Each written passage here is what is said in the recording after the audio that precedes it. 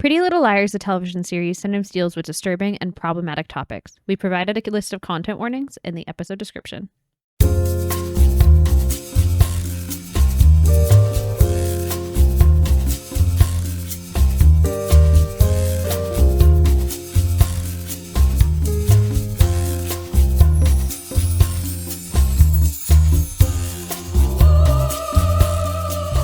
Hello and welcome to Dead Ends. I'm Emily. I'm Brenton. And we have 2 episodes from season 6, the latter half, for you.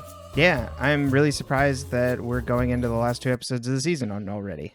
Yeah, and it doesn't feel, it's weird because you had the time jump and the it doesn't feel like you've even had a chance to adjust. No, it definitely you can feel the missing 4 episodes. Yeah. In a 20 episode versus a 24 episode season. Uh-huh. And you can feel how this is like a change of plans because they wanted to bring things out, like, because this seems like it would be the start of a season. Mm-hmm. Which it makes more sense, I guess, for them to have more breathing room. Well, I guess we'll see how I feel at the end of season 7, if all that breathing room was necessary. But yeah, there's not a lot going on. We're about to get into mystery. Unnecessary plotline territory. Okay. So I mean, I feel that way about like a lot of this show, but like specifically this last season, I'm like, well, yeah, sometimes the diversions are great. That's like season 3 through 5. I don't know if it's in the next 2 episodes or the beginning of the next season that we get kind of like the new way A is playing the game as A. Does that make sense? Right. So that doesn't even factor in this season. I don't know if we get it at the end of this season.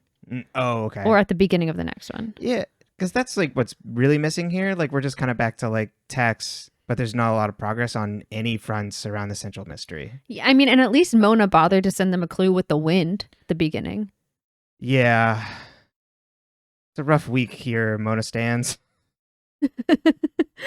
You know, there's like fun bad where it's like, you know, we don't know her allegiances, you know, morally gray on that stuff. Uh-huh. And there's working for the Republican candidate, and you kind of go, this isn't fun. Uh-huh. That's just regular, like, evil. Uh-huh. Oh, no. Indeed. It's a tough time. It is. A tough We hope time. for the best. And yet. Well, but it's because she wanted to work for Spencer's mom and didn't get hired. Uh-huh. She wants the political experience. So, for example, in my hometown, it depended on the year. We had sometimes a Democratic and sometimes or a Democrat and sometimes a Republican representative, and you got extra credit for interning. Yes. With that person, but I refused to intern for the Republican, and I believe was like, you have to come up with a way for students that don't want to compromise their integrity to acquire the same opportunity for extra credit. I was in my Mona era, not that I was terrorizing someone else or like thinking 40 chess moves away. I was just not caring about political preference. So I do wonder if Mona's like, well, I want the experience. I'm stuck here because of the case. Oh, right. Yeah, I might as well. She's technically stuck there, right? I think she's stuck there too. Okay, because she was working on Capitol Hill. With Spencer. So we still have questions. She was still working for the opposition. But why did she want to work for Veronica then before? You know what I mean? Right. So I'm wondering if Mona's just taking the jobs offered to her. Fair enough. And so you have to think too, this is 2015, 2016. We were fresh in the job market. 2016. Yeah. So politically, not a good look for Mona. But in a, you know, we are kind of like that lower part of millennials where we weren't quite coming into the job market during the recession, but we witnessed that in high school. Like going into the career space, you're basically told to take what you can get and like work your way around it. So, I mean, yeah, Mona's just trying to girl boss. And we just won't ask questions about who she was campaigning for in DC. Even if yeah, I mean, that could really kill Mona for you. Like how this particular episode, the second one that we're going to talk about, was my final nail in the coffin for Toby. I was like, oh, unless you pick up a hammer, a nail, and a blueprint, we're done. Yeah. When we talked about this last night, but I was like, oh yeah, you've been sitting with this knowledge the entire time. I'm like, Toby's great. I tried to forget that Toby becomes a cop when we first restarted this because I was like, doesn't happen. imagine. I love young Toby, and he's misunderstood, and he's moody, and it's the perfect teenage like boy, morally gray kind of. He's not actually even morally gray character, but like you Just don't an know. outcast. Yeah, you think he could be. Mhm. You don't know what Toby's done. Kids ran away screaming. He from him. wore a do-rag, Brenton.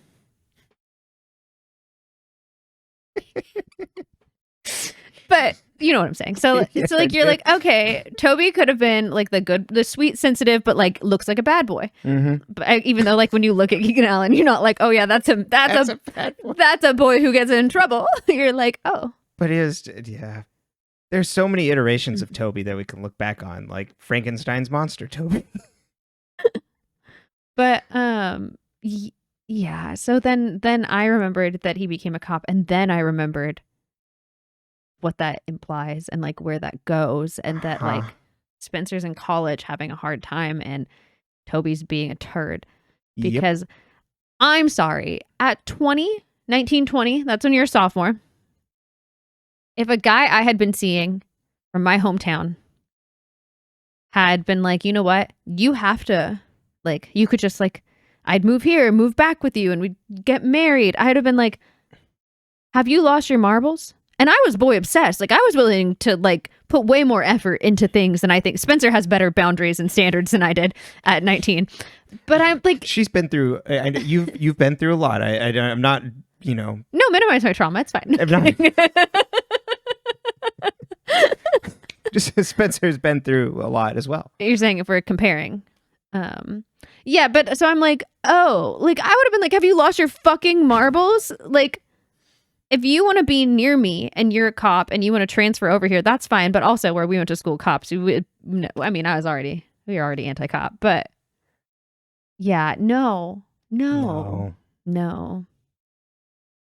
Yeah, we will definitely. There will definitely be a lot more to talk about that there, and also, if you don't want to hear about abortion, there's going to be some parts in that second episode you're going to want to probably skip over when we get to that discussion. So you can check the chapter details on that to try and, like I said, jump over it. But there'll probably be a lot of. We're going to talk about abortion. Yeah. So, content warnings, all that good stuff. No problem if you don't want to hear about it, but just, check those chapters. Should we just get into it? Go for it, baby. All right. Back to writing my own notes so I don't get motion sick. Here we go, everybody. Season 6, Episode 17, Episode 137. We've all got baggage.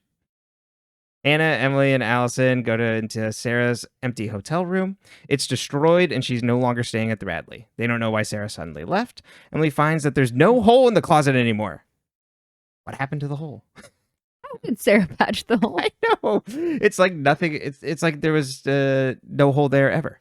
So now there's maybe some more credence of like, well, if it was that easy to patch up and cover up, maybe that's why they didn't find the hole when they were doing construction. Yeah, I think it's really easy. Like if you just put a wall somewhere, like you're not gonna, if you buy a house and there's a wall somewhere, are you gonna check to see if all the space on the other side is occupied? If it's like enough of the space that you think, you know what I mean? Yeah, probably not. But also, I imagine there was a lot of renovation having to go in of updating I don't think they changed the walls though.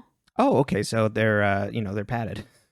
Well, I meant like the actual wall, Right. Yeah. not the covering on the wall. Fair. Also, there were no padded cells at Radley. No. I didn't see a single padded cell in this entire show, which is essentially actually a jail. Wild. Mhm. You'd think they would have used one by now. Yeah, that's absolutely true. I hadn't thought about that. Because it was just like a thing, especially like a thing people said. Yeah. Huh. Well, there you go. Missed opportunity, Marlene. Well, there's still another season left.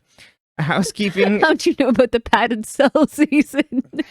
I wouldn't be surprised if one It's of like them the- got knocked out and woke up there. The NSYNC I Drive Myself Crazy music video, That's right. but it's the 5 girls. So it's the partners gets put in there, and then as they get taken out, we see the girls coming in. But it's the inverse. So the girls are in the cell. So then the girls leave, and then we see, Toby. If you Caleb, haven't and seen whatnot that music going in. video, look it up on YouTube. one, it's a classic, but two, there's a moment in that music video where I think it's JC, one of them, does like a grand jeté, or at least like a jump, while Justin's pretending to have a mental breakdown in the front. And it's just, it's chef's kiss. It's exactly what it felt like being a kid. In the mid 2000s? Well, that was 1999 or 2000. Oh, never mind. So I was little. I just remember watching that video and being like, this is art. I was 6 or 7. Anyway. All right. Housekeeping enters the room, so they all hide in the closet. Hannah lets us know that she snuck out her mom's key card to do this. Allison doesn't understand why Sarah would come after them, and Emily insists it's because Sarah thinks the friends know who killed Charlotte. The girls escape the room without being noticed by the housekeeper. Then we see that it's a person in a mask, but we don't see who is on the other side of the mask. Caleb corrupted the Phillips campaign files. Phillips campaign. That's what I couldn't pull all last episode. Phillips. So they can't get into Veronica's medical files that they stole. Caleb describes some technobabble that goes over Spencer's head, but she's excited about this. Spencer's glad this won't come out as a surprise attack on her mom. And Caleb says, like, if you talk to her, she'll want to know how you know she's sick. Spencer and Caleb kiss, and Emily walks in and interrupts them. Emily wants Spencer to come with her to go check on Radley again in Sarah's room. Emily has walked in on like everyone kissing this season. That's what I've noticed. It's like really hammering the fact that Emily's alone. It's like Emily walks in and Hannah and Jordan are kissing, and now this, and then has she walked in on Aria and Liam? Or she was there when Liam took off his shirt when he showed up at the brew. Right, yeah. They're just really like an Emily's by herself, and not in a girl bossy like we feel like Emily feels good kind of way. She takes psychic damage every time she sees this. Like she's just like, oh.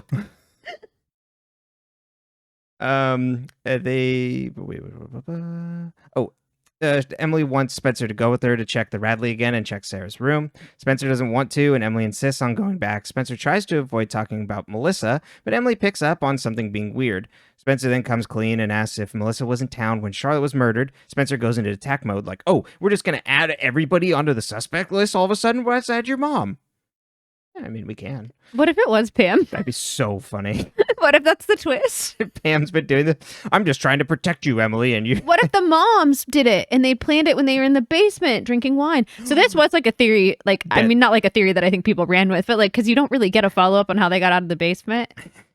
There's just Veronica just wine drunk, just like, we're going to teach her a lesson. We can get away with murder and not get caught, girls. Pam, stop crying. Grab a shovel. Pour me a drink, Ashley. Aria's freaking out over writing Fitz's book, and now he wants her to edit his new pages. Liam tries to calm her down by saying Jillian loved what you wrote, and says you just need to talk to Fitz first about it. Liam says he was in a real bad way, and he's lucky that an old student is there willing to help him out. And then Aria's like, well, you know, it's more complicated. Hannah is showing off dresses to Ella for Ella to pick for her wedding. Hannah ignores a call from Jordan. This is a recurring theme. Ella wants to have a more traditional and elegant wedding than the first time her and Byron got married. Hannah talks about how she hasn't set a date for her own yet, and Ella's confused since Ashley sent out wedding shower invitations, and Hannah changes the subject. Emily is at Hollis and runs into the journalist that was pestering Spencer, Damien, that was investigating the Hastings. He starts a conversation with Emily and invites her to a talk by one of the professors, and she agrees to go with him. Note that Emily doesn't know who this is. Only Spencer and Hannah know who he is. Spencer comes home and finds Melissa. Spencer sees Melissa with another suitcase. He's like, hey, what happened to the other one? Melissa's like, it was broken, so I tossed it out. Melissa leaves the room and Veronica enters. Spencer acts all weird and Veronica asks what's up. Spencer says you should have told us the cancer came back. Veronica says the prognosis was good. There's no reason. Spencer's like, it doesn't matter. You have to tell us. Veronica says, how did you find out? The doctors gave me a clean bill of health and supported my campaign. I was planning on telling you and Melissa after the election. Gil asked me not to share this because it's all the voters and press would talk about. Spencer says, you're running a platform based on transparency. You need to go public. Veronica says, you remind me why I had kids. You get a chance to make a person better than yourself, and they hug. Allison gets a text from Evil Emoji. Does the good doctor know why Charlotte ran out of your house that night? I do. The good doctor. It's just so funny. You mean the man who's like dating and now marrying his patient's sister? Mm-hmm. Good. Aria and Byron have lunch, but Aria's very distracted and isn't eating. Byron asks Aria to officiate their wedding. Aria's like, you don't want me to do that. And then Byron says, you're a writer. And Aria's like, it's not like I don't want to, but like, I don't want Mike feeling left out. And Byron's like, well, he's not coming and he's not so happy about this. Couldn't get Teen Wolf off. Pretty much. Aria says, why wouldn't he want you two back together? Byron says he hasn't forgiven me for why we broke up in the first place. He's probably worried I'd hurt her again. Aria's like, well, I'll work on my speech tonight. Spencer, maybe Mike's right. Yeah, Mike might be right. Cheaters? Never prosper. Spencer tells Caleb that Allison got her first text, and Caleb wonders why evil emoji would think Allison would hide something about the murder. They see Melissa sitting in her car, and she upsettingly hangs up her phone. She steps out and walks over. Spencer asks her for her luggage tag for Gil to reimburse her, and she's like, oh, it's already paid for. Caleb asks how she did break her suitcase. Melissa is confused by this. Spencer's like, oh, I told him about it. Melissa says, I found out when I got back from cabbie in Philly, he was like swerving around in traffic, and when I got it out, it was all broken. As she walks away, Caleb says he was swerving through a ton of traffic to get me here on time. And then as she walks away, because there was a sports game. Yeah. Oh, right. So like she actually says game. Sports game? Yeah, the Phillies game, or I don't know what team it was. Phillies. You know what happens when sports are said in front of me. I just black out. If it's not gymnastics, I don't see it. She looks like Emily walking in on one of her friends making out. I'm like, I'm sorry. As she walks away, Caleb says the Phillies had an away game that day, so the traffic would have been in Baltimore. Nice. Aria tells Fitz how she wrote 6 chapters of his book. Fitz asks how Jillian liked the pages on a scale of 1 to 10. Aria's like, I don't know, a 9 or an 8? I'll go tell my boss the truth. Fitz says, no, I know you're just trying to protect me. This was an act of love. He asks to read what she wrote and says it's probably a lot better than what he did. Aria hands him the manuscript. Hannah has more dresses for Ella and gets her to agree to take a black glittery dress. Hannah then asks to decorate the tables, and Ella agrees. Aria comes in and thinks it's weird that Hannah is going to her parents' wedding. She didn't invite any of the other friends because she didn't really want Hannah to have to be near Spaleb. Hannah's like, it's okay. I'm totally happy for them. This is me being happy for them. Allison talks to Dr. Rollins and says the night Charlotte came home, I told her about our relationship. Charlotte was blindsided, and Allison thinks she was angry with her and thinks that's why she ran out. Dr. Rollins says, it's not your fault. I'm the one who failed Charlotte in that moment, not you. Hannah comes back to the apartment and sees Emily. Emily tells Hannah about Melissa and that Spencer thinks she was in London, but Caleb doesn't, on the night that Charlotte was murdered. Damien FaceTimes Emily and says, it's packed at the talk. You better hurry down there. Hannah sees that he's familiar and says that to Emily, but doesn't tell Emily who he is. Emily opens a box that came for her, and it contains a baby book inside. And inside the book, there's a bookmark that says, you need to start talking before our baby does. Okay. I snorted at this clue. Our baby? Mm-hmm. What does that mean? I know. We'll see what happens. I'm very curious. There's so many twists and turns to this plot line that there are aspects that I think you could probably guess and figure out, but the whole thing and then what happens to everyone involved, particularly one character, is gonna absolutely just blow your fucking mind. Interesting.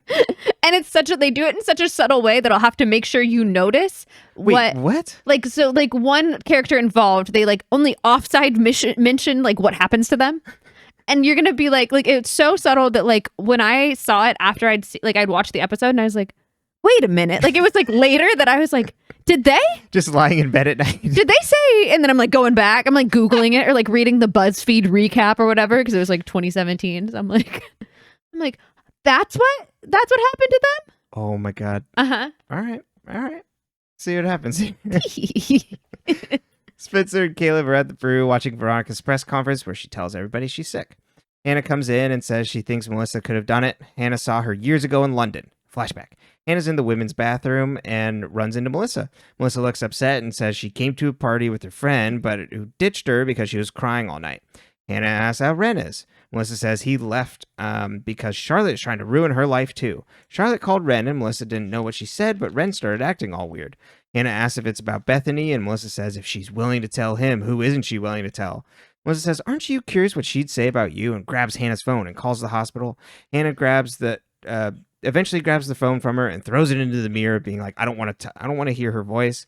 Melissa says, "Well, you have a funny way of forgiving." That's okay. You know what I realized? This scene implies that either Melissa has the number to Bradley memorized, or Hannah has it saved in her phone. How many times a day do you think Melissa? I bet that is actually Melissa has it memorized, and Melissa has been like pointedly calling where were they at? Whatever the hospital was, like over and over. Oh yeah, not Radley. What's the new one? I don't. Yeah, I can't remember. It was only like briefly on there, so well, we'll see when it comes back around. In the present, Caleb wonders why she didn't tell him when she got back from the trip. Spencer says she didn't want another person saying that she didn't move on from Charlotte. Hannah goes to leave, but asks what the name of the blogger was who annoyed Spencer at Hollis. Emily and Damien walk around Hollis. He asks about her coming back to school. He goes inside to get coffee, and Emily gets a text from Hannah that he's a reporter. He comes back to ask for her coffee order, and Emily's like, "You know what? Let's go to dinner." This doesn't come back up at all. Like, obviously, I'm assuming this is going to come back up later. She says they had milkshakes or whatever, and she didn't get anything out of him, I think. That what that, like, aside is? I think that's what that aside is. But, like, I don't know. I don't remember if it comes back up again. But I mean, like, it's not even on screen. It's like a sentence thing. Uh-huh. They have a lot of plot lines in this season, and, like, this, that I'm like, we're literally using mass information to confuse people. It's a dead end. The whole show is a dead end, baby. Oh yeah, but this is like a specific, like, actual. There's nothing there. There's nothing to follow up on. Well, I don't know. I don't know if we've seen the last of Damien. Probably. I don't remember Damien at all. I can imagine why. Which doesn't mean anything, because I did have to Google who killed Charlotte because I couldn't remember. I mean, you know. And then my YouTube now, Brenton's not allowed to look at my computer screen or like use YouTube under my profile on the TV, because this morning I open it and the second video from Freeform, or like Pretty Little Liars, one of like the official YouTube, is like blank kills Charlotte, and then the scene where it happens. And I was like, you can't do that. That's not right. That's not legal.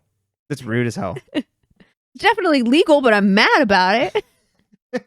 Directly to jail, Freeform account.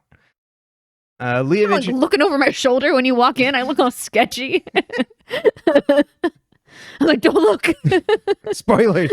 Yeah. Look, it's Pretty Little Liars. Get away. Yeah, good Lord. You don't just do that. Sorry, anyway, we can go back. No, it's all good. Liam introduces himself to Fitz at a bar, and he compliments Fitz's book so far. And Fitz is like, "Hey, just to clear things up, I know, like, the protagonist of the novel is a girl that's like just, but like it's not Aria. It's like another girl. And so, you know, just so it's not like weird between us or anything, like I'm not writing about her." And Liam is like, "Huh?" It's the fact that he's thought of this himself. Like, if it was just about Nicole, you wouldn't think you need to explain that it's not about Aria. Yeah. Hey, it's about the one that was kidnapped, I swear. Aria comes up to, but like, you know, but she hasn't been returned yet. Because this one was. Aria, my first two came back. Jesus Christ. What do you think Ezra's track record is? 2 out of 3. There's just nothing that just stands up to that. We were talking. We talked on Mike last episode about Caleb, the Caleb having lots of girlfriends versus Fitz, right? Yeah, that was on Mike. Yeah. Right. Aria comes up to talk about the book, and Liam walks off. Aria chases him down, and Liam's like annoyed and frustrated that he's just finding out about her and Fitz, and asks if that's why she wanted to stay in Rosewood. The next day, Aria has been leaving voicemails for Liam, trying to fix things. Ella gets ready in her dress as Hannah helps her get fitted. Hannah says she thinks it's great that Ella and Byron are getting back together. First loves, getting back together. That's so romantic. And I was like, he wasn't my first love. And Hannah avoids another call from Jordan. Allie replies to the emoji text asking if it's Sarah. Dr. Rollins appears behind her as scary music plays. He asks how long she is going to avoid him. I don't want you to push me away because you're feeling guilty. He tells her he loves her and wants to spend the rest of his life with her. And Allison's like, oh my God, are you asking what I think you're asking? Spencer comes home and congratulates her mom. Veronica, It congratulates her mom as Veronica was giving her speech. An article came out that looks like the Hastings put out a leak on the Phillips campaign. Turns out Yvonne, when she was young, had an abortion, and the Phillips camp is pro-life. Like when she was 19, because it's supposed to be, I think, the same age that Spencer was in that. Oh. Okay, when we come back up around that. Uh-huh. Melissa asks if Spencer knows who leaked it. Who cares? Yeah. Emily, absolutely. Emily arrives at the True Crows, but it looks like it's closed. Suddenly, a big lifted Suburban looks like it's going to run over Emily, but then swerves away. It turns back around and then just scares Emily some more. For a long time. It does. It's a very long scene. They made poor Shay Mitchell climb up and down that dumpster. God. Aria gives the speech at her parents' wedding as Hannah watches in the back. The Montgomerys kiss, and we see that Liam came. Emily peeks around around the True Crows and is like, but finds that in the car actually never left. It comes back after her and she rolls out of the way to avoid it, but it crushes her phone. She climbs on top of a storage container and finds a piece of metal that looks like the missing piece from Melissa's luggage. You know, the round rectangular tube, all that good stuff. Spencer and Caleb discuss who they think leaked the information about Yvonne. Veronica comes into the barn and says the Phillips campaign found the leak came from Spencer's IP address. Caleb's like, I leaked it. They were going to do the same thing to you. Veronica's like, well, you're off the campaign and you have to leave. Give me your badge. Emily waits on top of the storage container as the car drives off. She climbs down as the car rounds the corner. She narrowly climbs up top again as it runs into the container. She drops the metal piece and we hear the door open and close in the car. Emily doesn't look over the edge to see who is in the car. Nope. You would think you would just do that because she's like, I'm safe up here. The car drives off and Emily sees that the metal piece is gone. Womp womp. Liam and Aria catch up. But don't worry, she touched it first.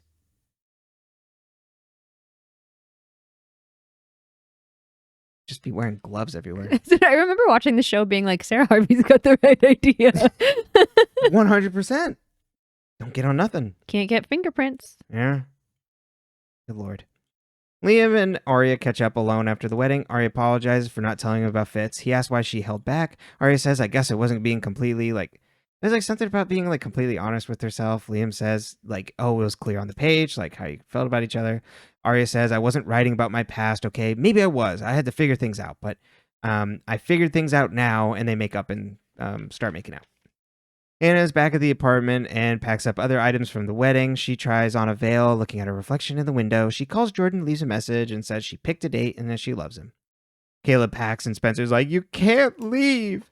He's like, this is the most dramatic scene in the history of television. It's like he's being run out of town. Also, why didn't they just park his car around the block and then bring him back? It's a barn. Oh my God. Yeah, that's 100%. There's gotta, and oh no, he has to stay a town over. Well, he can't go to Ravenswood. The ghosties might get him. That's true. Can't go back there. Oh my God, what if they use this to try to do another Ravenswood? They're like, Caleb, you gotta go back. Yeah. Hey, actually, maybe they should do another Ravenswood now. They'll get the guy from Riverdale to do another one. Oh, the guy who wrote it. Because he did Original Sin. Mm-hmm. I always think of him as the guy who did Sabrina because it's, I think, such a better show. Don't get me wrong. Riverdale is a journey. Sabrina's a show that actually has a storyline. That Lord. Last season, kind of messy, but Riverdale's just a lot. It's a lot. Chilling Adventures of Sabrina, though. A+. I should rewatch that. See, and you can do horror adjacent stuff. Yeah, and it starts a lot darker than it becomes. They really tapered it down. Oh, they remember totally they used to talk about eating people, and then all of a sudden it's gone, and they're just they're just witches. Hang out. It's true. It does become tamer over time. I'm going to reset the camera here. I'm actually 31. Do I leave that in? You can catch me at the Chuckle Hut. doing my dad jokes. Okay. Because I don't have one. What? I said, because I don't have one.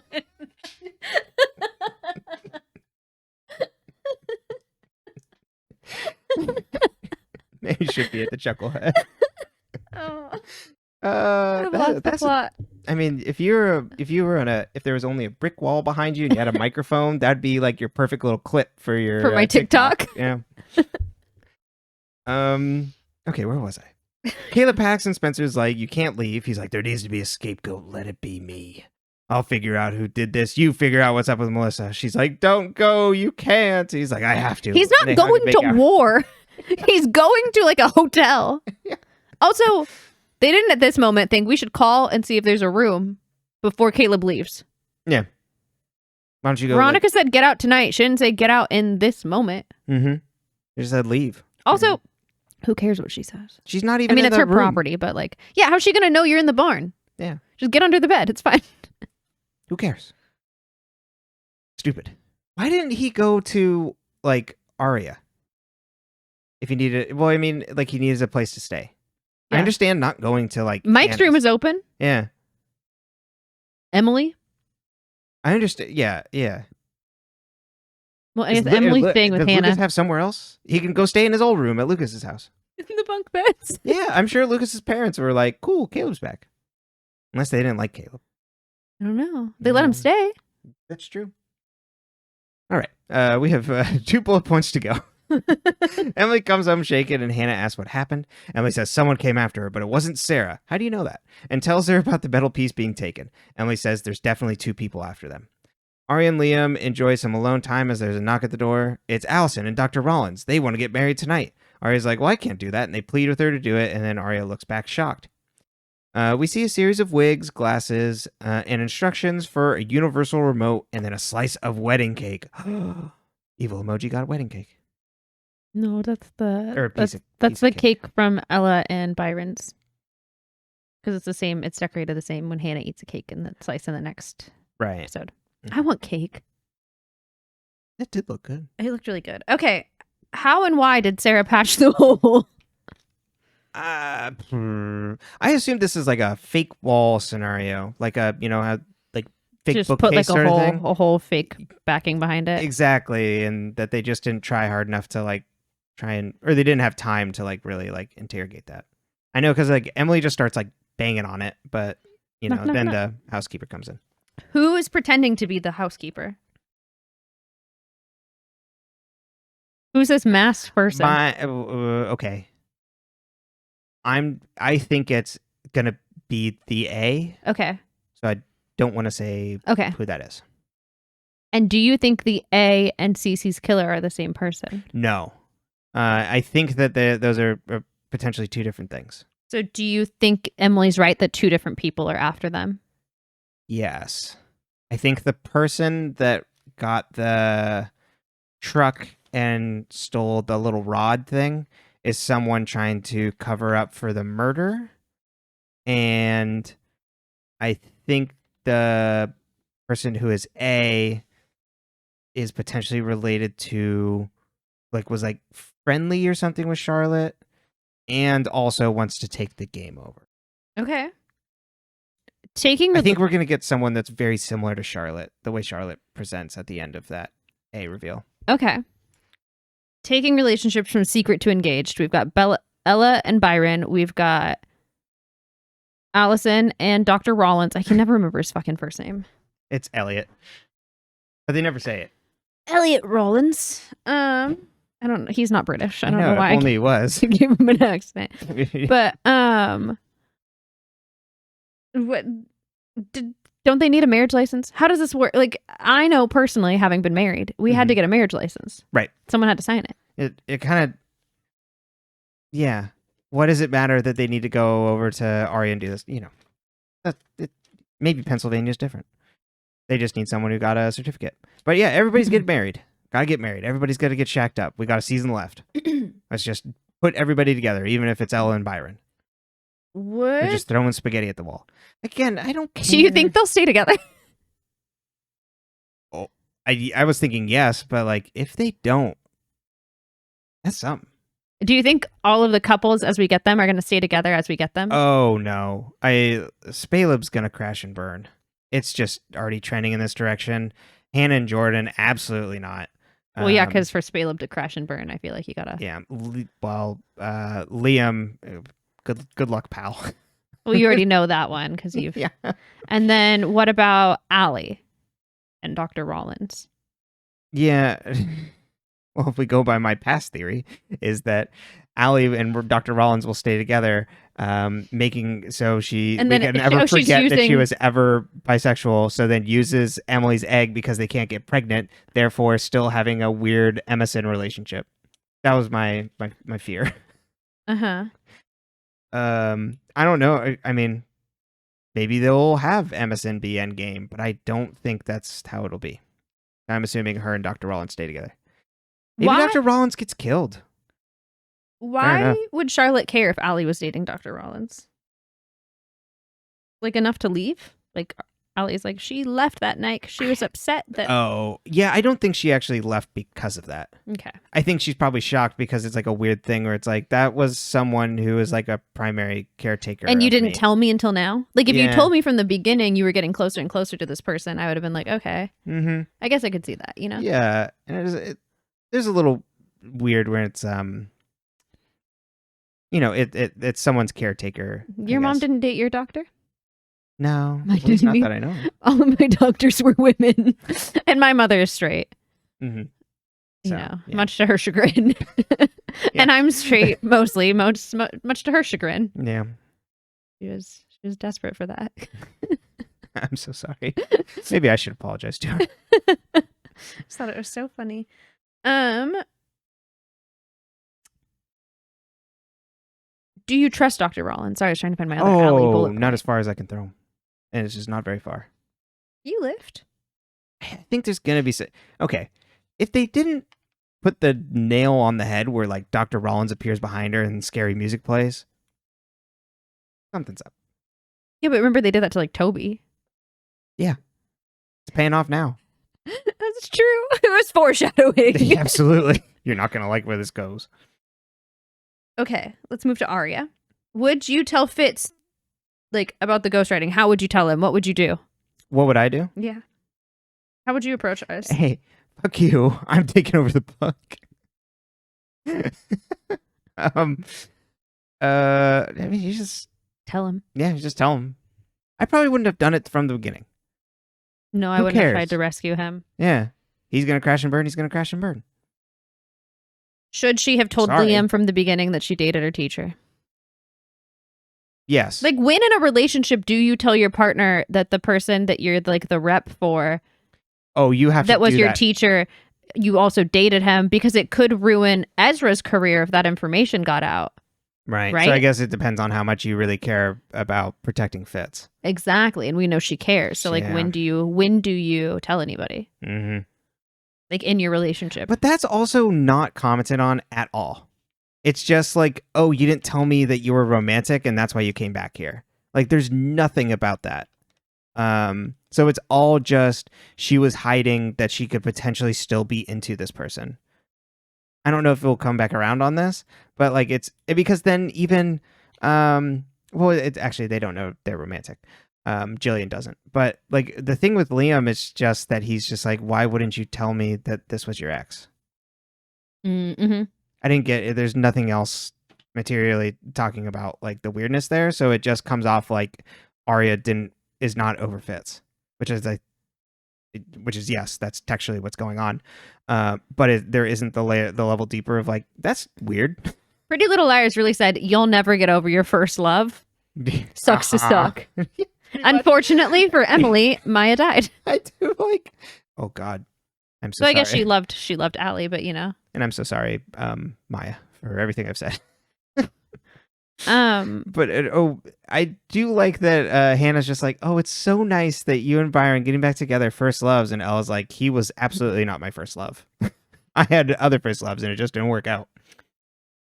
Why would Ezra tell Liam that Aria is not the inspiration?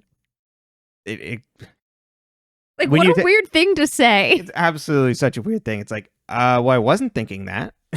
Now I am. Yeah, exactly. What? I knew you had other girlfriends. I figured maybe she was self-inserting herself just to, to fill in the blanks. Uh-huh. And it's like, well, this got really weird fast. Why did Byron and Ella want Aria to officiate their wedding? And why are they not bothered that their son won't talk to them or come? I know he couldn't come, but you'd think they would have been like, oh, Mike's abroad, and they could have written this in a better way. Uh-huh. But no, it's like, well, we don't care for Mike. No. But they love foisting unnecessary obligation and emotional burden on Aria, so why not? You're cool with this, right? We were so worried about telling you, but you seem so fine that now we want you to officiate the wedding you didn't know about a day ago. Oh yeah, it's tomorrow. It's basically like that. For the father that made you keep a secret about his affair with the woman who tried to kill you. Oh, Jodie Sawyer from Center Stage is a beautiful, sweet girl. Jodie Sawyer, everybody. That is her name, right? I got it right. Yes, it is. What's up with Damien? Does he know who Emily is? What's his angle? What's he trying to do? 100%. He's got an article cooking. We even get the little, in the recap of the show, it's just where Spencer grills him about it. Previously on Pretty Little Liars. Damien's cooking an article. Not colloquially. He's just he's writing something. And yeah. Did Damien try to hit her with the car? Who tried to hit Emily with the car? That was my next question. That's why I was like, okay, so potential killers of Charlotte could be Sarah. It could also be Mona. Mona strikes again. She girl bossed, okay? That's right. That's right. Or Melissa. But it's pointing towards Melissa right now. Yep. But then we get a Peter being like, well, she was scared. Why? When she killed the last girl. Yes, she did. So and Melissa was also being blackmailed by someone. So did Emily touch the murder weapon, or is the murder weapon not actually Melissa's suitcase thing or a suitcase thing? No, I think you're 100%. I think that was the murder weapon. I don't know what it was doing on top of a storage container. I think it was put there it was a drop off. That was my theory. And that the person in the truck got told by evil emoji, you gotta come pick it up. Yeah, or it was setting up the girls. That's why I was like, or is it a fake? Oh, I wonder if it was coincidence because Emily just kind of goes there on her own. Uh-huh. And it's like, oh shit. How could Emily not see the driver? So frustrating. Just peek over. But Emily's also convinced it isn't Sarah Harvey. So it's how good can she see through the Suburban glass? That's true. But we don't get any other things of it was a person with a small build. I think it was this. We don't get any other physical descriptors. So it's thanks. Will we make it to Hannah's wedding? Oh. Is she actually going to have a wedding? Yeah, because she set a date. Are we going to make it to the wedding on the show? No. Okay, wait. I pieced something together now. We're not. It's going to get right up to the precipice and it's not going to happen. Because, you fed me that some other people get married when it was I think you I told you that someone's wedding on this show happens, and it's in a way that to me is very out of character for that character. Or that it's not out of character, I guess, but it's not. And I think the example I used was it'd be if Hannah got married in a closet. You know what I mean? It's not the type of wedding that you think of for that character. Never mind. For some reason I was thinking that there was a wedding where someone two people essentially someone doesn't get married and then they get married instead. Oh, no, I don't think so. Okay, a wedding gets interrupted though. Oh. There's a lot of different weddings. Or I don't know if it gets interrupted or it doesn't ever get, I guess it gets interrupted. It's the day of, you know what I mean? Shit goes down. I think we're going to get there, but they're not going to get married. That sort of thing. Okay. Let's talk about Melissa and Hannah in the bathroom. What was going on there? Melissa is having an absolutely horrible night and taking out all of her horrible frustrations on everybody at the party. Was Charlotte the one messaging Melissa, though? Was she blackmailing Melissa? It seems strange. I don't think Charlotte would have had phone privileges. No, like to be able to phone, like call Ren also. Yeah. I think that was probably the current A. When evil emoji. We just know that something was told to Ren, and Ren is now looking at Melissa like she's got some sort of secret. Yeah, I wouldn't be surprised if they actually did tell Ren about Melissa killing someone. Okay. Even if it wasn't Bethany. Because then he would be like, what the fuck? Okay. Yeah.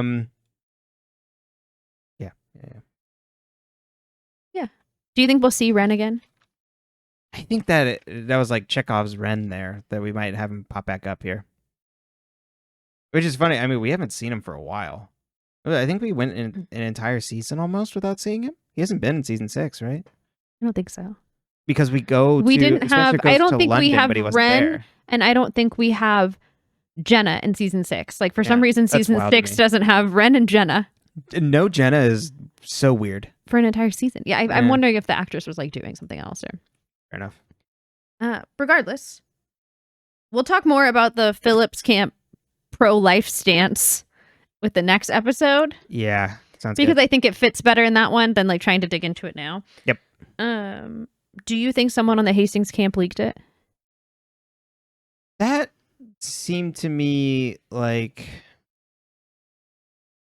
I have a feeling that it's gonna be actually related to new A. Okay. Like trying to like dig stuff up. And trying to make them look bad or trying to like stir things up. I don't think it was actually someone within the Hastings camp. Well, or it could actually just end up being Gil, and then that's completely like womp womp. Like, who cares about Gil? Mm-hmm. And to let Caleb take the blame for it. Uh-huh. Either way, I think there's going to be a tidy resolution that none of these people were complicit in it at all, like any of our characters that we like.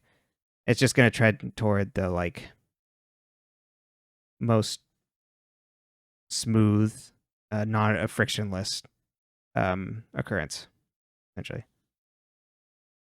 There we go. All right, you ready for the next episode? Yeah, let's do it. All right, season 6, episode 18, episode 138. Burn this. Hannah, Emily, and Aria clean up the wedding at the Montgomerys, and Hannah thinks it's weird that Allison and Dr. Rollins got married. Aria said seeing them like it was romantic. Emily says Allison lost everyone she cares about, so she's just trying to grab onto anybody that's close. Hannah doesn't want to think about her own shower with scary people on the loose. Emily thinks Melissa came after them and wants to go to Toby with it. Hannah says absolutely not. Aria looks through the wedding photos. Aria finds one that she's in and zooms in on the wedding card and sees there's a note. She then goes through a series of other photos and looks at the wedding cards, and the notes read out, "Give me the killer by election night or you lose." Peter and Spencer catch up on damage control. The press has caught wind of Caleb leaking things and says Spencer should distance herself from him. Toby gave a press conference standing by Yvonne and dismissing the Hastings political tactics. Of course he did. He's a fucking cop. Yeah. I can speak. I'll do it. Oh, I'll stand up for what's right. Hit Toby with Melissa's handle from her suitcase. With your borrowed Suburban. With a grill on it. That's right. Big old lights.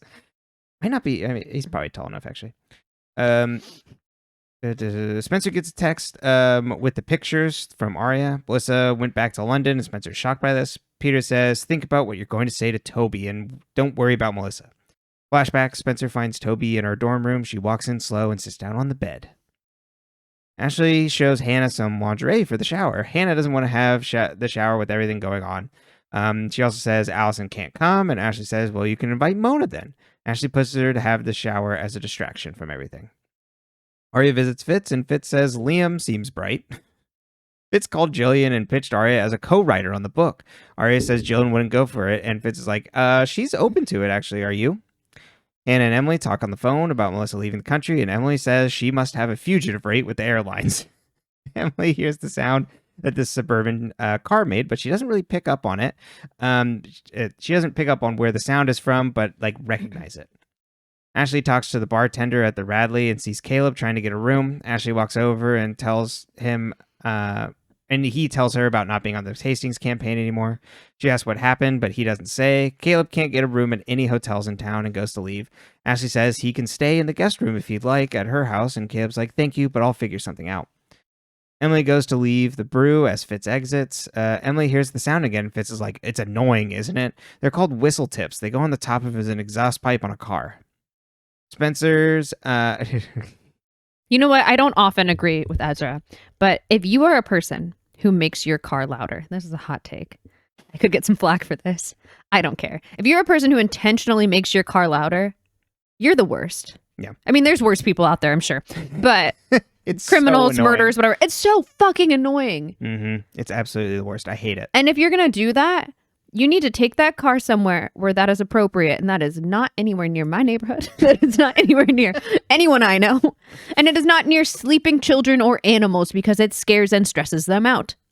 Yeah, it's also just annoying. It's annoying as hell.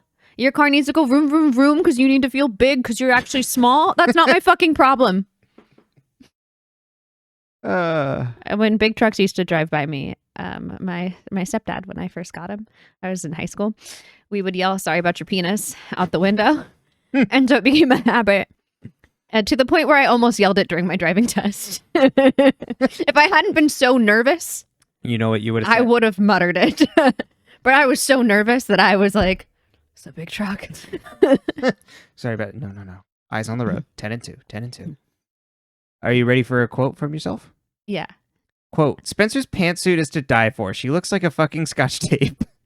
She did. She looked like a red Scotch tape. She did. And she had like this plaid suit on. It's like a pantsuit. And then like a striped shirt. But it was like vertical stripes instead of horizontal. And it was like, I don't know. It's the red and green kind of overlay. I think it was red and blue technically. Okay. I think it was supposed to look like patriotic-y. Oh, that was my guess. I don't remember. It's really funny. But I did say that. That did come right out of my mouth. I immediately had to write it down. I'm like, this is so good. Spencer leaves a voicemail for Melissa as there's a knock at the door. She opens to Toby, who says nothing. Commercial. My favorite thing is that, like, from this point onward, like really from when Toby becomes a cop, he just walks into rooms and like doesn't even scowl. He just like looks like smizes. And he's not smizing. There is no smile in those eyes. Oh, that's true. He's doing the scowling version of a smize. He's like, I'm broody and moody, and I'm like, who cares? Something to say. But she for some reason lets him in, and he's on the warpath to go after Caleb. And he stood up for him at the Phillips campaign. My friend Caleb wouldn't do something like that. Which just to me the entire time was just like, my friend Caleb wouldn't be into drugs. Well, would he believe if it had been Spencer instead? Yes. Because those are the two options. He definitely would have. Caleb rounds the corner. Toby says, Yvonne and I both thought you were a friend. Caleb doesn't deny any of the allegations, and Toby grabs him and he's like, I want to know why you did this. Oh, Caleb early. says, I did what I had to do, and then Toby punches him and leaves. Just like... police brutality. Like, once again, a man has decided that he is entitled to injure another man based on accusations and words. And while Caleb did not deny it, that should never run you the risk of being punched in the face. No. The only time your word should run you the risk of being punched in the face is when you're saying something that incites violence. Mm-hmm. But Toby's a cop, so he can punch people all he wants. Exactly. No repercussions there. Give me your badge, Tobe. Mm-hmm. Yeah. Yeah. Or if you're intentionally antagonizing someone. Yeah, and they like as a kid, I think it's important, especially with girls and little girls, teach them if someone's bothering you and they get in your face or they try to hurt you, like you hurt them back. We're late on this, but we're probably on Will Smith's side. Chris Rock deserves a smack on the mouth. Emily wants to figure out, especially like on television. I don't know. I have a lot of questions about why you would even make comments like that in public. Mm-hmm. Yep. And I think once again that's different. He's not a police officer abusing his position. No, exactly. Yeah, we'll move away from this topical subject and back to the let's talk about a current event from about 2 years ago. Is it not current at all? I had a reference in mind too for some stuff we're going to talk about later. I'm like, my God, that is so old. Like, yeah. Sometimes I forget that we're getting up there. Yeah. The meme that I say that we're very young. Yeah. The meme that directly described how we feel is it was a tweet. It's like, I don't like this phase of life that I'm in, that all these celebrities that I look up are younger than me. And I'm like, Yes. goddamn right. My peer, Olivia Rodrigo. Well, her especially, because she's like 20 or 21, and she looks 21. She's like been around for a few years now, so she's not like that new person on the block anymore. So that it's just like, yes, fellow kids. I'm like, good Lord. Yeah. I'm old. You're 10 years older than her. Emily wants to figure out how Melissa borrowed the SUV to attack them. Ashley comes in as there's Why was my thought you were painting Warhammers when she was born? Like, because you were 10. Like, that was funny. accurate. I was like, that's what you would have been doing. Mm-hmm. Yeah. I was absolutely painting Warhammers. I had a dark elf army.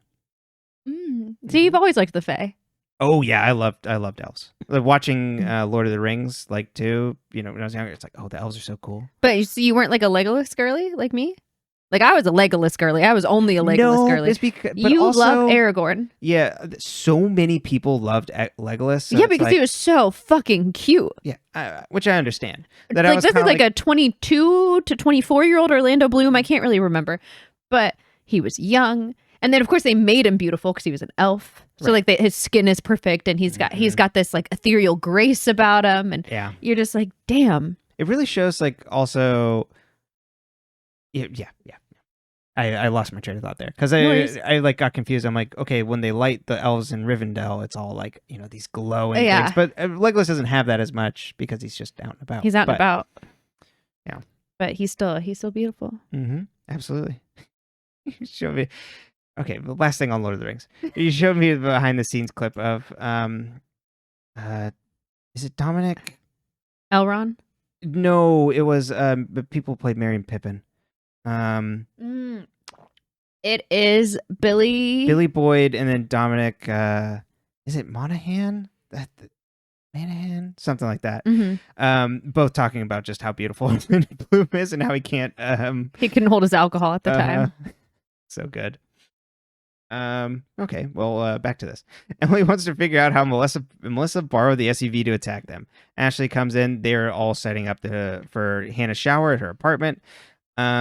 She asked Hannah if she knows why Caleb lost his job and told her that she invited him to stay at the house. And then Hannah's like, what the fuck? Just admit it. You like Caleb more than Jordan. And Ashley's like, well, I think Jordan is great. I just haven't gotten to know him as well as Caleb. And then Emily's like, I'm going to go. I think someone else likes Caleb more than Jordan. This is exactly like Mr. Fitz saying, like, I'm not writing a book about my ex. Spencer cleans up Caleb's wound. I'm writing about my currently missing. That's right. Spencer cleans up Caleb's wound on a park bench. It's actually really funny. And she's like, do you hold still? You're like, do you want me to do this? Then hold still. He's like, I do not want to do this. And I've said that multiple times. I do not want you to do this. And Spencer wants him to come clean to Toby about like not leaking it. And Caleb says that he thinks he'll go after Sarah, which is absolutely accurate. And like says something about her not having hands. It's like, Jesus Christ. Spencer says she has hands and left town. I don't think she's the one behind this. Caleb says I'd rather have Toby hate me now than blame me later. Liam and Aria have lunch at the Radley. Aria tells him about co-writing the book and says he had no idea that Fitz would be making this decision. Liam's like, well, he's an adult. He obviously like made a decision. It's not like just came out of nowhere. And he's like, sorry for getting angry. I'm happy for you. Mona grills Spencer at the brew about Caleb leaking Yvonne's history. Spencer says what like he didn't do it, but what about you? That's classic Mona. Mona then gets really pissed and said she lost her job because they went through things with a fine-tooth comb and found out that she had given Spencer the gift of the file on Veronica and can't believe Spencer's audacity on blaming her. Fitz and Aria workshop the book together. Aria asks why he wants her to write with him. Fitz says, well, Nicole's voice was taken away and I want to get it back. Aria says she didn't know her, and he says, well, that's why I need you. I've been spinning in place trying to be faithful to reality, and I know it's a lot to ask. Can you please help me with this? Aria says, of course. There's a knock at the door, and Aria opens to Tanner. Tanner's that, like, I know, like, that look of, like, deja vu you had, because she's also surprised to see Fitz there. Has to speak Aria alone, and Fitz leaves to go in another room. Tanner says she has an eyewitness from the night Charlotte was murdered that was at the Two Crows and spotted a person that had made the call to Charlotte, and Tanner wants Aria to come down in for a police lineup. Next scene, Aria's at the police lineup. Emily arrives at a car shop as a bunch of people are listening to music and drinking beers. Emily asks a woman with a name tag that says Patty if someone brought in a dark gray SUV. Patty says she can't help her and needs to leave. Aria leaves the station and goes around back to wait to see who the eyewitness was. The person leaves. You thought that character was a woman? Patty?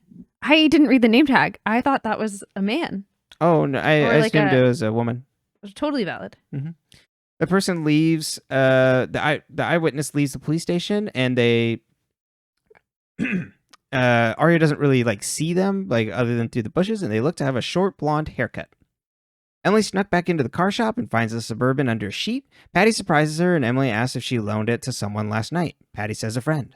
Emily shows her a picture of Melissa and is like, was this the friend? And Patty's like, it wasn't her, you need to go. Aria goes back into the station and asks Tanner if Sarah Harvey was the eyewitness. Tanner gets a call, and Aria sees a witness report on the desk. She intentionally knocks over Tanner's coffee on top of the file that was on top of the witness report. Tanner on the phone takes the folder to go clean it up. Aria sees the witness report. Patty is a man. Oh. At least in the wiki. Oh. Because it's P-A... Oh, yeah. P-A-T-T-Y. It just says... I mean, the wiki could be wrong. It just says he. Yeah. Oh. Not that, once again, gender's a construct. We could use they. Yeah, doesn't matter. Fair enough. Because I was like, did I make an assumption? Right. Well, I made an assumption. We both made assumptions. That's right. And so did the person who wrote the wiki, but... Mm-hmm. Let's see. Aria sees the witness report. Oh, looks at the witness report, and on there, the witness said that there was an attractive brunette that had a pink dice keychain. Tanner comes back, and Aria says, remember how you found me in a bunker? And Tanner's like, well, the police don't act on every accusation right away, so you're free to go. It's Hannah's shower, and the friends, minus Spencer, are standing in a corner. Ashley comes over and asks Hannah to go mingle but she says Spencer isn't there yet. Spencer comes downstairs at her house, and Peter is pissed that Caleb was in his own house. Spencer's like, how do you know that? And you can't ask me to cut this person out of my life. Peter says, does it look like I'm asking? His actions show he doesn't share the same value system as this family. Spencer's like, you're protecting her. She killed someone, and you shut her off to Europe. Peter says she didn't kill anyone. She was being blackmailed. Right before Charlotte's murder, she got threatening text messages about killing Bethany. She was told to drop off money or the tape would be released. So Melissa came back to Rosewood in secret. She dropped off money and hoped everything would be okay. Spencer asked why she fled, and Peter says she got spooked.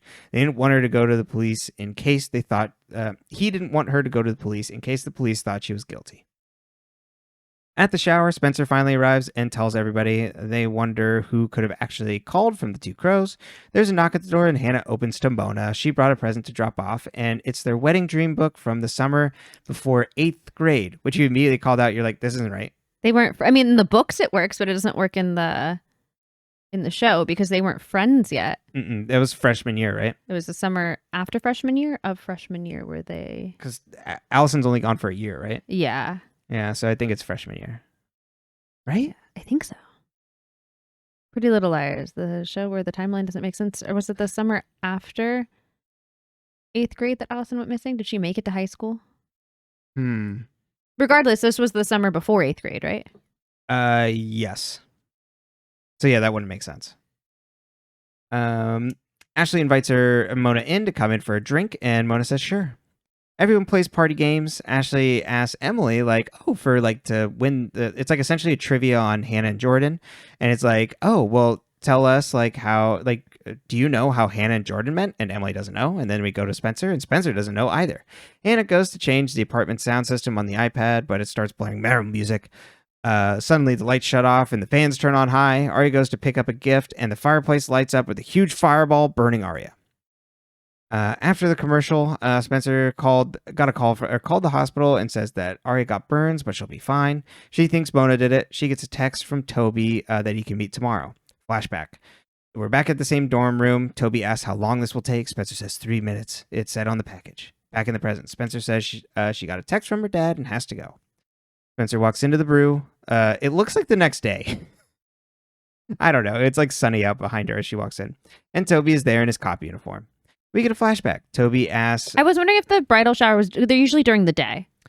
oh, okay. But it did seem like it was nighttime when Aria was in the hospital. Like, it's confusing. But I will say, like, every bridal shower I've been to has been during the day. That makes sense. I mean, you came and got me from one. Mm-hmm. Yeah, it was during the day. Yeah, it was during the day. Yeah. Because we flew home after that. I guess I thought me it was and late my or something. 4,000, what were they, lemon shooters? Oh, yeah. Uh-huh. The mother of the groom is she's a pusher. She's a pusher. She makes really good shooters, and the woman can drink like no other. And I'd be sitting there talking to grandma and another shot would come and I was like, oh God, I'm going to die. I'm not going to make it to my flight. Brendan's going to have to carry me through the airport. I survived. You did. I was great. But yeah, no, you're totally fine. I was totally fine. Yeah. But I was a little concerned after the fourth or fifth one. I was like, this isn't going to end well for me. You were texting me. We had champagne already. It's noon. Spencer has a flashback. It's back to the dorm room. Toby asks to talk about it, what they're going to do. Spencer's like, I'm a sophomore and I have a hard enough time juggling exams, and you don't even live in the state. Toby says he could move there, and Spencer's like, and live in my dorm room? Toby's like, will that be so bad? Also, isn't this what we're planning for eventually? Spencer's like, I haven't thought that far ahead. Toby's like, did you make up your mind about me? And Spencer's like, don't make this about something it isn't. What about your plans? You're back in school. Toby says, I only went back because you're the Or he was planning to go back to school. I don't know if he went to. Oh. Well, I think it was like he had plans to apply for school. Okay, so he hadn't officially gone back to school I don't think so, yeah. Because he does. Mm-hmm. Yeah, okay. Toby says, I only went back because I only plan on going back because being with a cop. I could be wrong. Yeah, I thought it was that he was in school. It doesn't matter. Yeah. Toby says, I only went back because being with a cop isn't good enough for you. Spencer's like, I never said that. I thought maybe you wanted, and Toby cuts her off and it's like, more. Spencer says, can we please not do this right now? Toby says, I feel like when we're picturing our future together, we're not looking at the same picture anymore. The timer goes off. Back in the present. Spencer says, Caleb doesn't know I'm here and he didn't do it. He's just taking the blame. Toby asks why. Oh, it was because he was going to quit the force and go back. Oh, okay. So he hadn't gone back. Yeah, I think that was like the concept was to quit the force and go to school. Got it. Sorry. I was like, why did I think that? Right. Spencer says A is back. Not exactly A, but a copycat. They think A thinks the friends know who killed Charlotte, and they're trying to make our lives miserable because of this. Caleb didn't want him to know to put him at risk.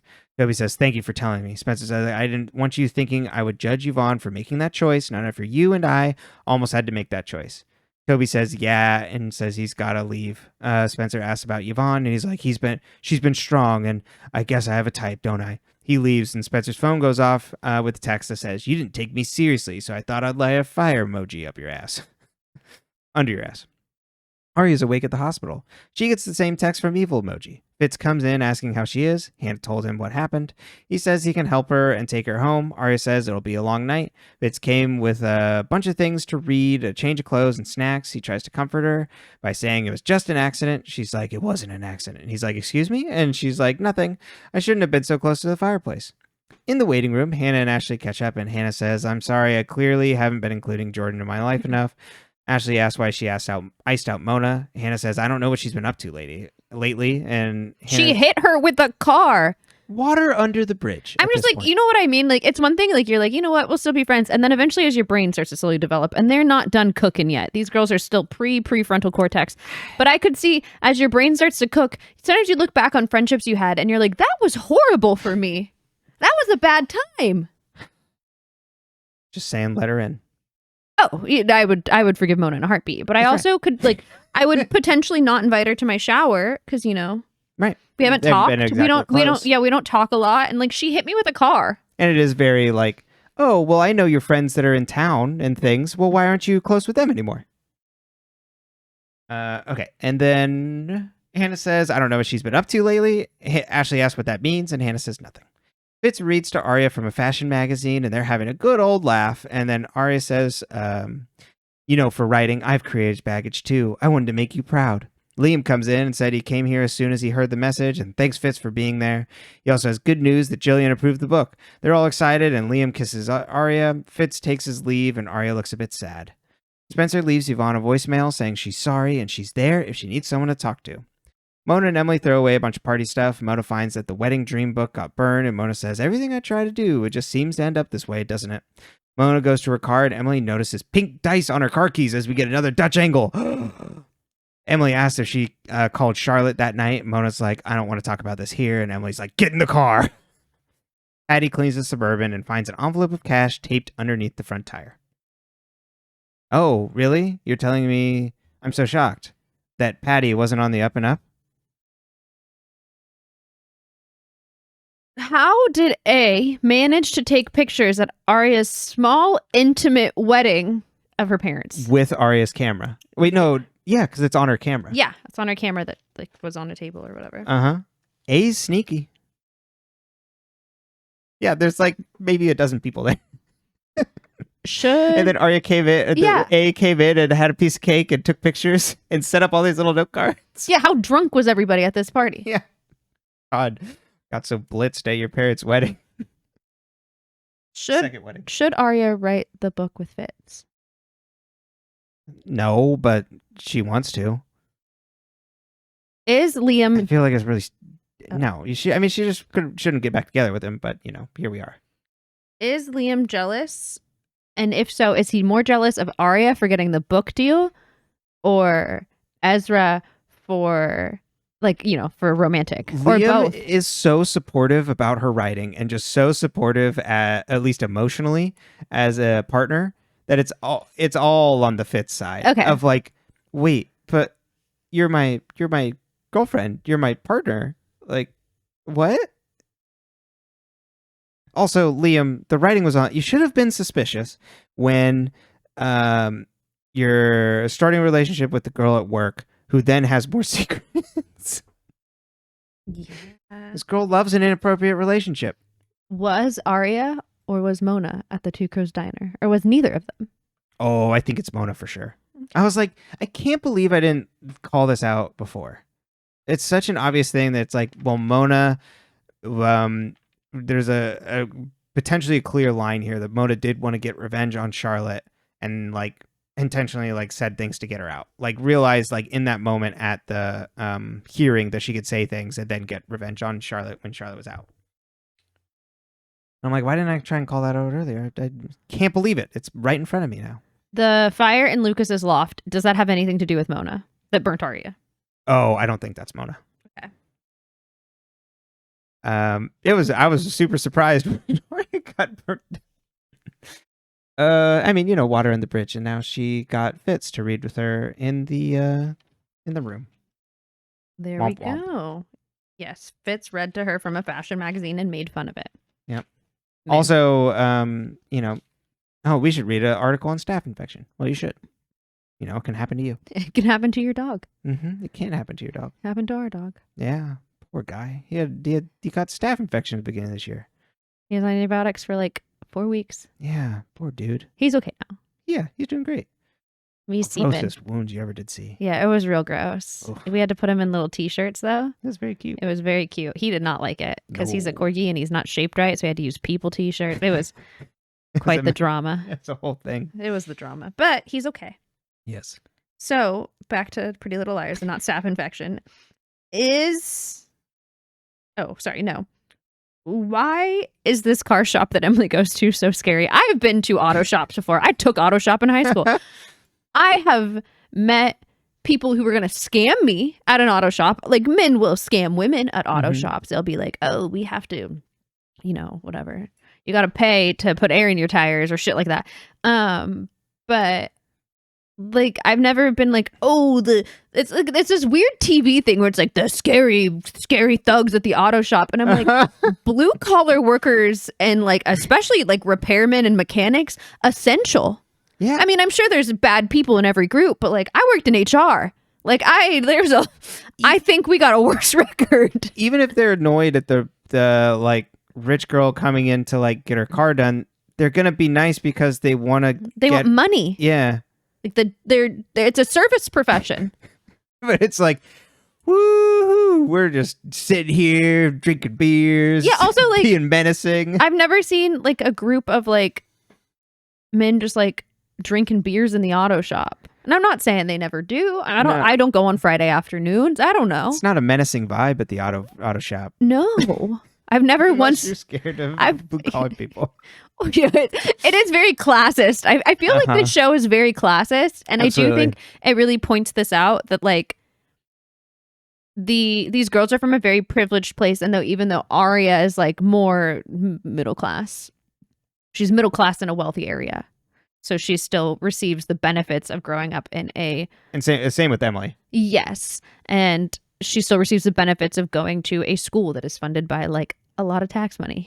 But don't worry, they're not going to get security for prom. And like there's just lots of aspects of that, like a well-funded sports team, things like that. Yeah, this show has no idea. It doesn't address anything around material conditions. No. Other than, well, Emily ran out of money and needs some money to pay for school. That's about as far as we get. So she's going to sell her eggs. Yeah. And it's going to pay for it. I just think like why didn't she just like try to get her job back at the brew or something? Yeah. The only thing that it does address is how it is like women's rights and I mean bodily autonomy and things as we'll talk. That's the only thing that's really addressing, but it's kind of like in a vacuum. Mm-hmm. And I think it's like because of the year we were in and where we were in the world. So I think it was a specific statement, but still it wasn't like a bold enough statement. But we'll get to that in a minute. Oh, well, right. And I think like it hits things and doesn't hit things in certain ways. Like there's certain things that it does hit right on the head, but it doesn't go far enough to like address some underlying material conditions. Yes. Okay. Back to Emily. Any guesses on who had the big truck? Does Patty own the truck? I think Patty owns the truck. Okay. And they'd paid Patty to borrow the truck. Okay. The big old Suburban. Yeah, so guesses are like Mona is right up there. And was not trying to actually kill Emily, but was just trying to scare her a little bit and trying to get Emily away from the place. It's like, I wasn't going to hit you. I think it could actually be Sarah Harvey, but the show goes out of its way to say it isn't Sarah. Mm-hmm. So it could be other people. Melissa, potentially. I don't know if it'd technically be Melissa. Drawing a blank on anybody else at the moment that looks suspicious. Thinking back on suspicious things, and this is completely unrelated, did we ever figure out why Shauna was in Ren's house when he was moving, like packing up his things? No. We don't know what Ren's involvement with anything is, really, right? Okay, yeah, I don't think we ever got like a full circle anything on Ren. No. Of why he got chased out of town. Yeah. Okay, cool. I didn't think so, and I don't... Nothing comes to mind, at least. I don't think we ever do, but I couldn't remember. I was like, maybe that closed. Like, you know what I mean? And I just forgot. If it did, I didn't register it. Or I did and I forgot it. We've already forgotten. Did I already ask if it was weird that none of the girls know Jordan? No, you didn't. Okay. It's a little weird, but they also don't seem like very close. Because why would they know? They also didn't, like, they know of Jordan. But, like... They knew she was engaged. Yeah. And it just, I feel the same way that they knew about Liam but hadn't met him. I don't think any of them had really seen each other. Mm-hmm. So I don't think it's that weird. Well, I think they hadn't seen each other, but they still talked. So it was kind of like that. But also, if you... I don't know. Would you necessarily remember, like, just talking about how they first met? You know, because that's, like, the barometer. It's like, none of your friends know how you first met. Or wait, no, it's it was how they met, and then But why would your friends really like put that to memory? Well, that's true. I don't know. I don't like those types of games. Bridal shower and baby shower games are actually something that makes me physically angry. Mm-hmm. Like, I will attend these things for the people I love, but if you put a fucking clothespin on me and tell me not to say the word baby, or if you make me like fill out a sheet and have to guess like how like the groom's shoe size or whatever, like I will picture throwing darts at this in my head. Like I get so aroused. I'm like, can't we just watch you open presents and eat some cake? Right. I can't even eat the cake because I have food allergies, which is not their problem. But I'm like, let's just watch you open presents. Yeah. I'll have my lemon shooters, and then we'll just hang out. And then we'll hang out until I fall asleep. We don't need to make a whole to-do. Yeah. We can take our cute pictures. I like taking cute pictures. I'm all for it. We get all dressed up. But like, I don't like the games. Yeah. I am not a that kind of games person. Mhm. As a kid, I was when I went to these as a kid because it was fun. Because Playing games. I usually won too. Nice. I was good at the guess the diapers, and like they'll stack up diapers, and then you have to guess. It's like guessing Jelly Bellies. Right. I was really good at guessing Jelly Bellies too. Horrible at it. I don't know why. Like I couldn't tell you like what in my little kid brain. I'd like look at it and I'd Just like really good with spatial reasoning, I guess. Anyway, speaking of babies, let's talk about Toby and Spencer. Yeah. Let's talk about that. Actually, let's talk about Caleb first, and then yeah. we'll come back to this. I kind of want to Perfect. like finish on that. Sounds good. Should Caleb stay with the Marins? Absolutely not. That's so weird. Is he going to? Probably. It's weird as hell, though. You're gonna go stay like in your ex's old room. Like that's nice. That's what I'm saying. Go to the Montgomerys. Is Peter Hastings stalking Caleb? How did he? I was assuming he had a PI, but it That's what doesn't call it out. But I assumed that he Okay. had hired another PI. Cool. But And is he watching Caleb or is he watching Spencer? Caleb? Okay. He wants Caleb to stay away. Who is blackmailing Melissa? I assume that's yeah.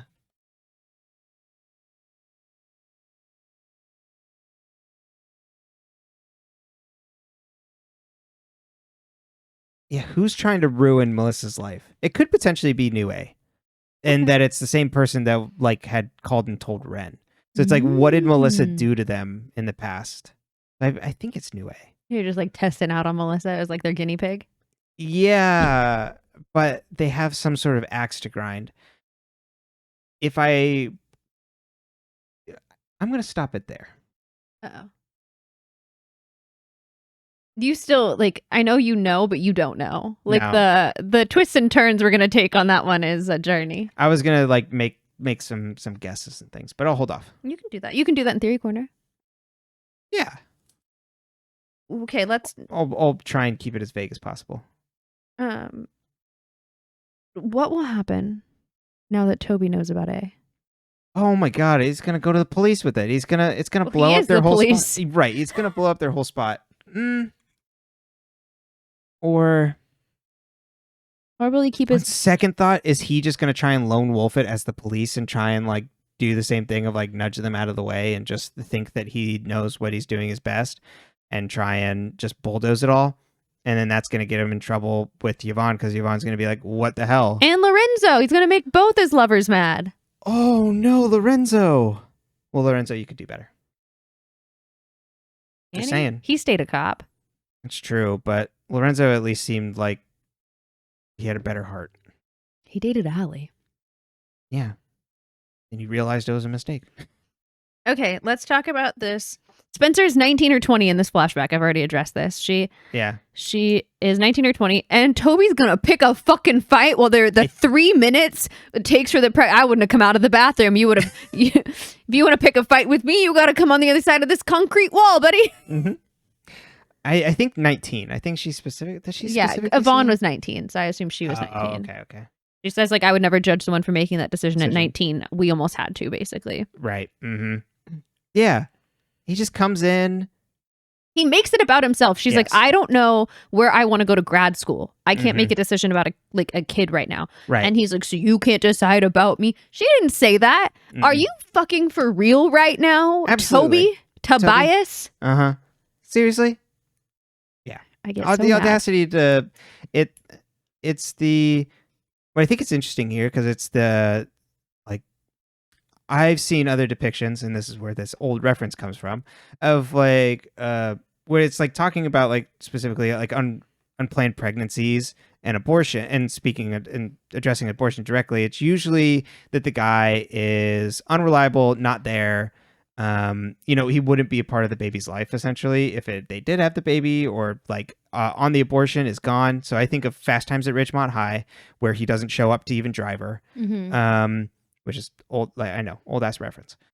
Grandma. Wasn't Grandma it's a Lily Tomlin movie from like 2015? That's the same thing, right? So then that's why maybe he doesn't show up. I don't know if, like what they say about the boy. I just remember she's afraid to talk to her mom, and Yeah. the grandma takes over, and it's a really good movie. At least it was when we saw it. I mean, I don't know how well it holds up. I assume it holds up really well. Yeah. It's also like hour and a half. Yeah, one of quick movie. my favorite things about movies is when they're done punctually and well. Like, I don't think your movie needs to be 3 hours. I think you needed to edit. Wow. I don't think you were telling a single story. I think you were telling multiple stories and trying to fit it in one movie. I know we just watched The Lord of the Rings and we were talking about it.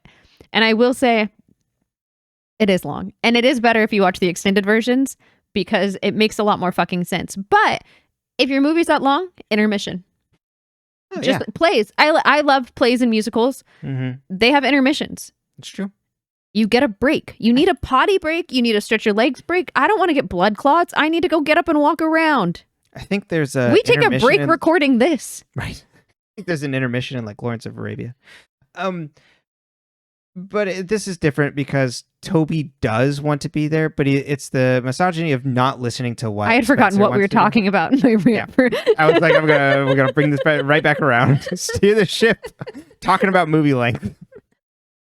I was like, I wonder what we were talking about. Brenton will remember.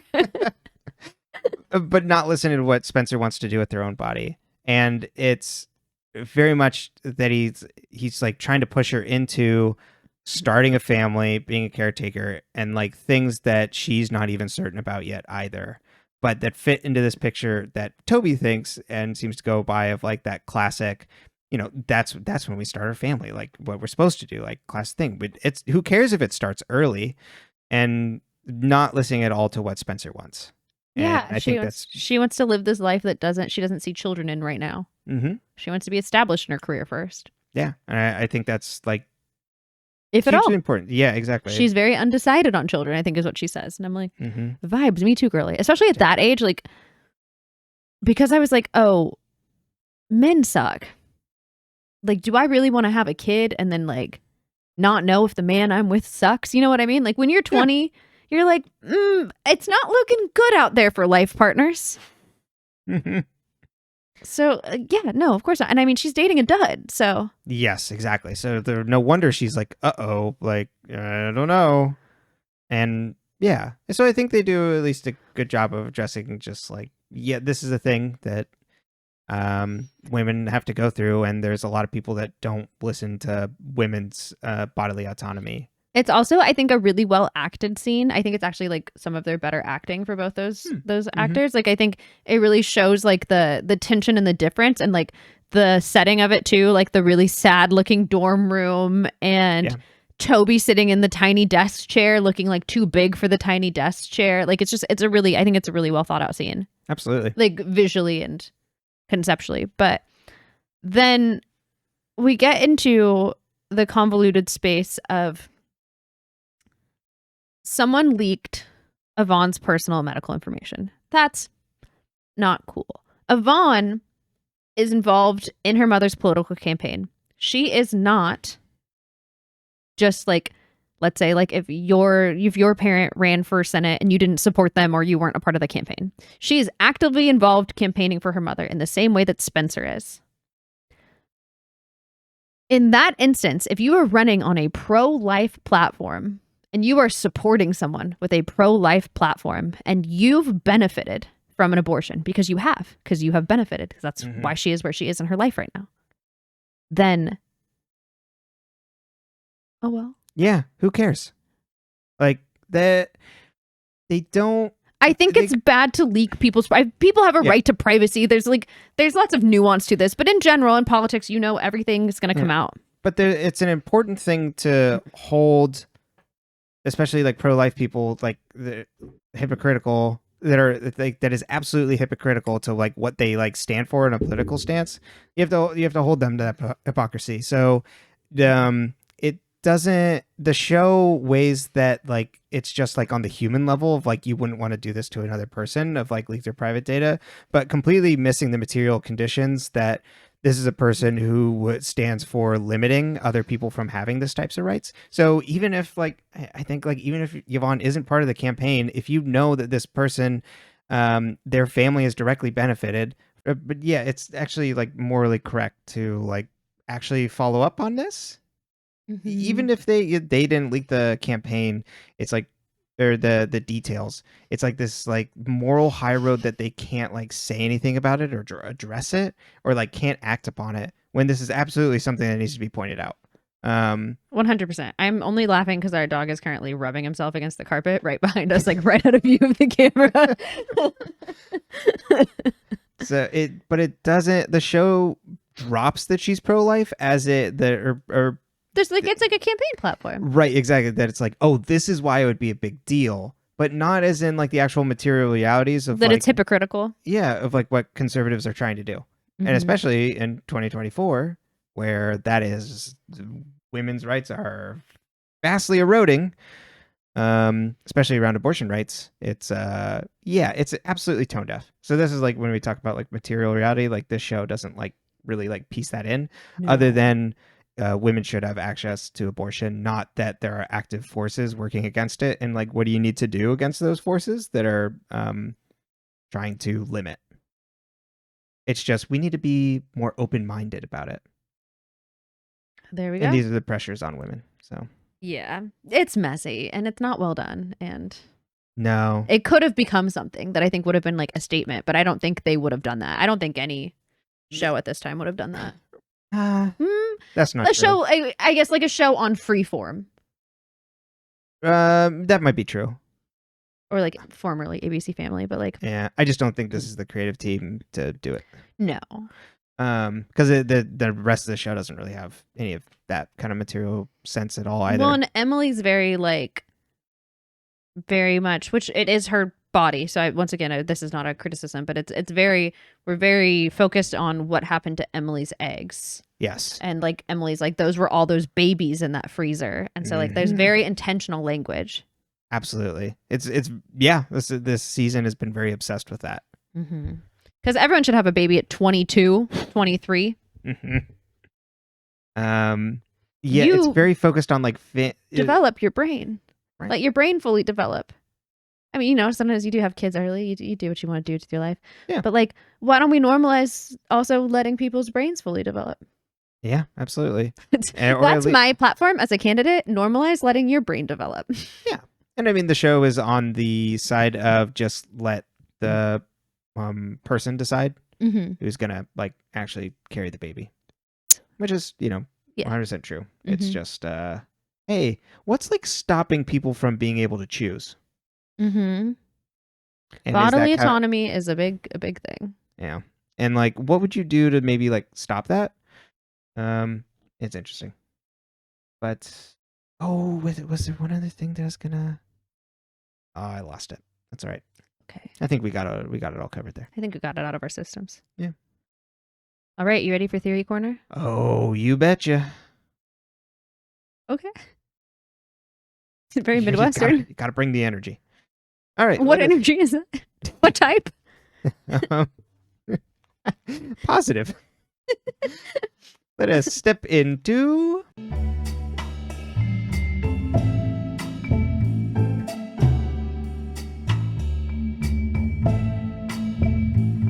Pretty Little Liars. Posy vibes.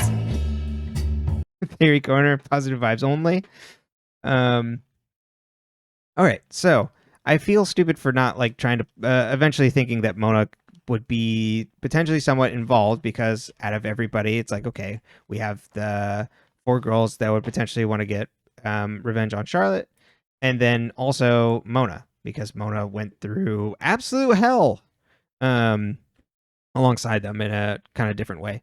But so this really wants to point to that Mona did something, and that Mona could be like coming after them. I don't think that's it, because why would Mona really care about finding out who Charlotte's murderer is? So I think it could be that Mona went after Charlotte and either girl boss Charlotte, or that she... Or she didn't girl boss Charlotte. Yeah, exactly. But like came close, and oh God, another Bethany Young? Oh. She hit Bethany, but Melissa buried her. Uh-huh. I could see that. This show would do that. They'd girl boss together twice. Exactly. Back to back girl bossing. Yeah.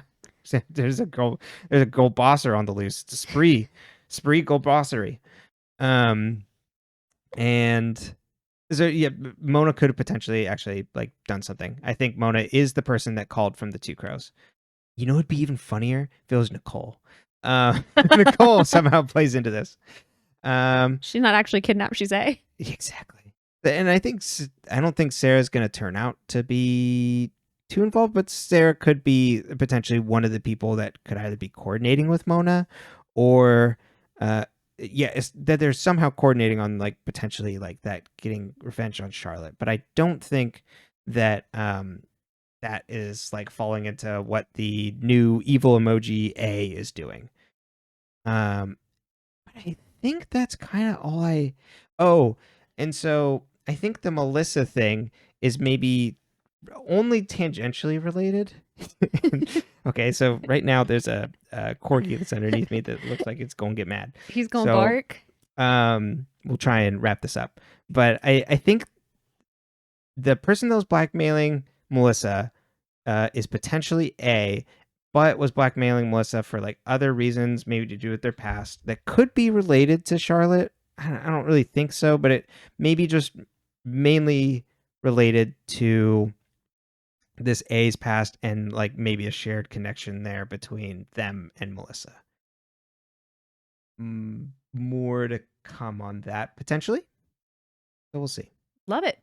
But there's not a ton to go on still. And there's not much to this mystery. No. Other than Charlotte's dead. We got Charlotte's a body. Dead, and there's a someone with an SUV. Exactly. And like some creepy things happening in Radley. Something very strange is happening in Oz. All right. All right. I think that is it. So we'll see you all next week. Bye-bye.